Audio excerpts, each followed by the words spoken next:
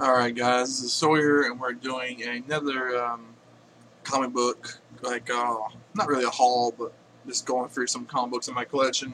I usually grab like a random stack at a time and just kind of go through them, show you guys some of the stuff that I've collected over the years and stuff like that. It's a very randomized collection, so let's just get into it.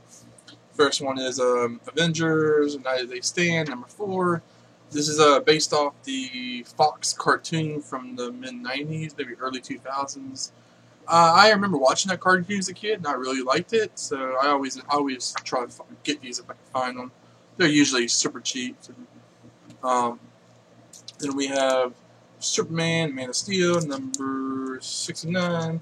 This is during the god-awful Superman Blue days. Whenever they turned Superman into like this living electricity kind of guy, it was really weird. Probably one of the weirdest departures from the characters. Also, we have the Atom and his kind of like outfit that he had during the time. It's interesting. Yeah, those Superman blues are always kind of weird. Next up, we have Scooby-Doo Team Up, number 27, featuring Plastic Man. I only bought this because I like Plastic Man. Now I do like the Scooby-Doo title. I like the team up thing because it kind of reminds me of like Brave and the Bold and all that. Where you get a different guest star every issue. I like that kind of stuff. And just like with Brave and the Bold, I don't collect every issue. I just collect the ones that feature a character that I like. Like for example, if there's an issue featuring let's say what's a character I don't really care for. If there's an issue featuring like let's say Wonder Woman. If there's an issue featuring Wonder Woman, I'm not gonna really get that issue because I'm not the hugest Wonder Woman fan. But if there's an issue featuring like Plastic Man or Green Arrow or something, like a character I actually like a lot more, then I will pick that issue up. So that's where I stand on the Scooby Doo's. Though they are fun though, they're usually very, more comedic and family friendly because it is Scooby Doo after all. Next up we have Long Wolf and Cub, number, I don't even know what issue this is, number 26. This is a really nice underground kind of comic book, samurai, Ronin kind of revenge story. I want to say it's in black and white, but I'm not sure. But it's definitely a good underground 80s book. Then we have G.I. Joe G.I. Joe Special Cobra number 2. This is one of those like more modern G.I. Joe books that IDW puts out. When they first started doing these, it was several years back that they bought the rights to G.I. Joe and started putting a bunch of G.I. Joe books out. And I do appreciate them because they were able to kind of bring G.I. Joe a little bit more in the centerfold, like it was kind of just in the fringe for a while. But then they started making these really good comic books that brought it back. But then I feel like they just kept going with it way too long, and now it's just now I feel like they just flustered the market with all these G.I. Joe books that are not as good. But I do appreciate the first couple years when they were bringing G.I. Joe back into the comic book world or back into the mainstream world. Let's just say Green Lantern. What is this? Blackest Night, 50th issue. I just bought this. This is from a 25 cents pile in my store. I like the cover. I just think it looks cool. I really like the green. I love the way Howard Jordan is so menacing in that cover. He just looks like he means business. Next up, we have X-Men Original Sin number 1. I really like this cover. It's another 25 cents book. I really, really like this cover. I like the concept that they're putting the puzzle together to figure out, I guess the conflict of the issue, which I'm sure is who that guy is. I forget his name. He's like Wolverine's son or something. I don't really keep up with newer X-Men stuff from the last 15 years or so. Next up, we have Robin number 19. I've had this book for a really long time. When I was younger, I'd probably say when I was between 18, maybe 22, 28 right now. I really enjoyed the Robin books, especially the Tim Drake books. I really like Tim Drake as Robin. He's my Robin. That's the Robin I kind of associated the most with. So I really enjoy these Robin books. I used to have a lot more of them. This one's featuring Max Zeus, I think is his name. Which I first remember from the cartoon. The guy that basically thinks he's Zeus and he lives in a penthouse way up in the sky that he thinks is Olympus. He's a really interesting villain. Next up, we have Dragon Ball Z number 6 or part 6. I don't know. Yeah. Anyway, this is one of those basically straight anime adaptations to comic book format. So yeah, I like the cover. It's a cool cover, and I think that was given to me when I was little. Like when I was a kid, I used to get the comic books all the time from my parents and stuff. And they were usually comic books that were based off cartoons. Like I used to have a bunch of Power Rangers comic books from the 90s. I used to have some Ninja Turtle books from cartoon. Then I also had a lot of Dragon Ball Z and Pokemon books because that was stuff I was into. So yeah, I think that's one of the books that survived from my childhood collection. Then we have the Phantom Menace. Oh my God, I'm sorry guys. The Phantom, number 13. Yeah, I'm not gonna edit that out at all.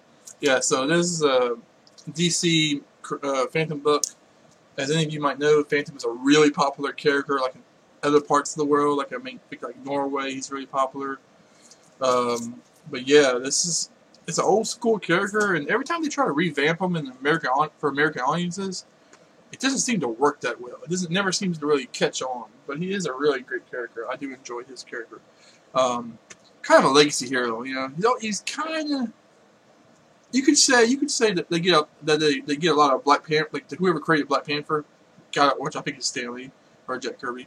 But anyway, like you can tell that Black Panther gets a lot of inspiration from the Phantom, and so do a lot of other characters. Next up, we have Master of Kung Fu, number 115. I love these books. Master of Kung Fu is a great character. That's not his name, but yeah, he's a great character. My brother used to have a lot of these when I was little. Because the reason why I got into comic books is my brother was a huge comic book nerd, and he used to read me comic books like his bedtime stories. So yeah, he had a huge collection. He still does. I don't know exactly what he has anymore because it's been years since I've actually gotten to see his collection. But he used to have a lot of those Master Kung Fu books. That was like one of his titles he really liked. So yeah. Next up, we have Luke Cage, Power Man, Annual number 1. This book is really banged up. It's got lots of writing inside of it, so it's probably not worth anything, but it's a cool book. A very cool, old school, Silver Age Power Man book. Next up, we have The Walking Dead, number 163. This is like a special promotional 25-cent book that Image was doing. Not Image. Is it Image? Is it Image? Yeah, it's Image.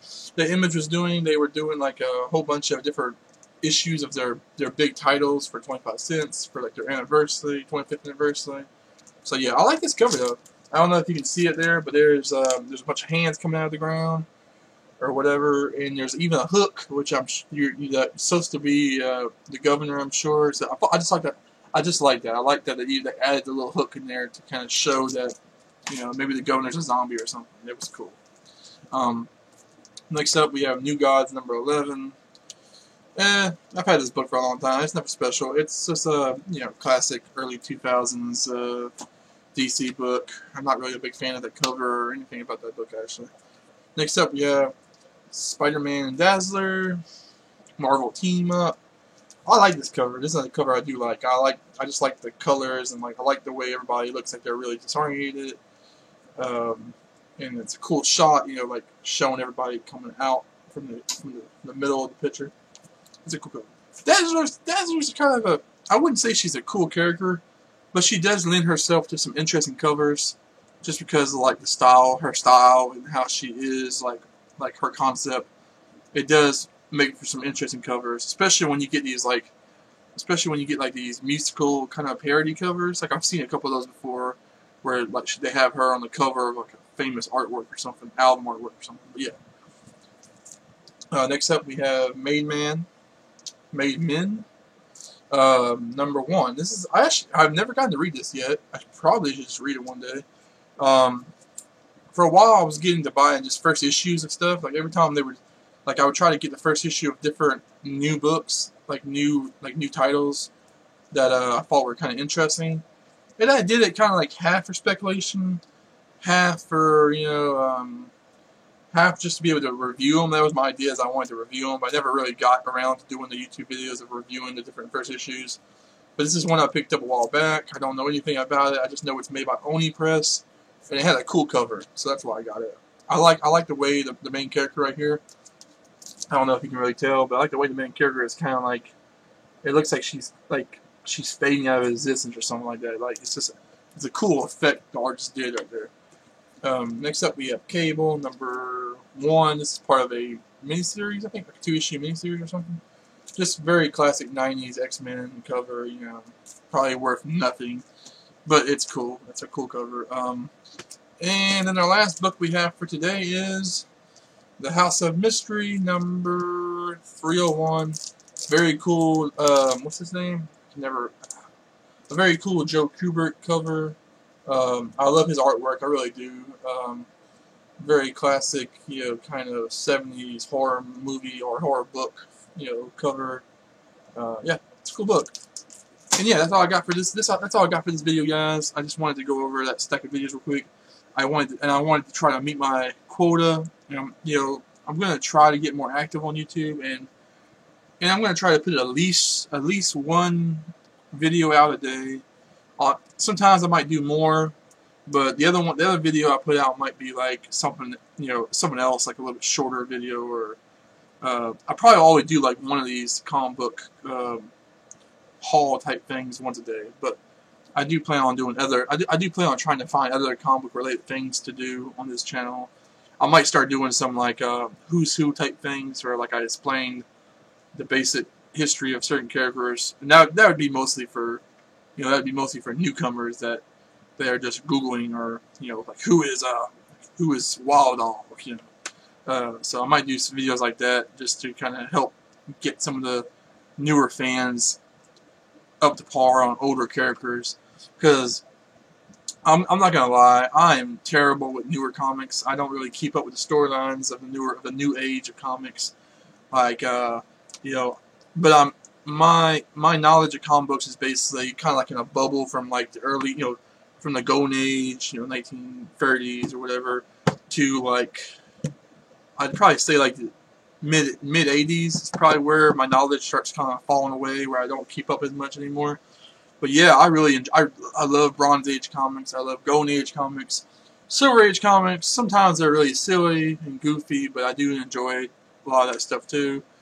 But yeah, that's my field of interest when it comes to comics. But yeah, thanks guys for watching, and stay tuned for more videos. As always, thank you. Appreciate everything you guys do, you know, support wise, for helping me out with the channel. Laters.